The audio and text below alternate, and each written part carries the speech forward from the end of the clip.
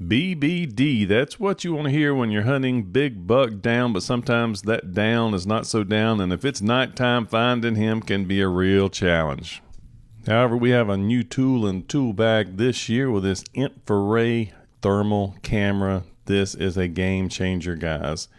Now at this point, I'm probably 200 yards from where the attempted take was when I spot these two heat signatures. Now I didn't know if this is what we were looking for or not. It puzzled me that there were two of them, but I decided to go down the hill, flank them on the low side, and then come back up the hill. That way, if they did run, they would be running onto our property rather than the wrong direction off of our property. After just a little bit more looking, here's what we saw.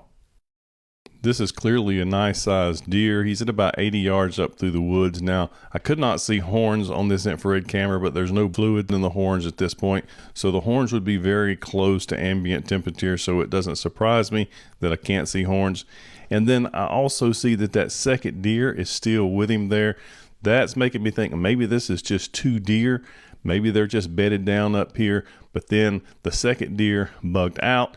And then you see that first deer kind of leave there, and I actually thought I saw a little bit of a lunge, but I'm not sure. He could have been going over a log. So we wanted to go up and take a look at the ground and see if we could see where they were laying, and sure enough, it was very easy to see right where they were laying with this infrared camera.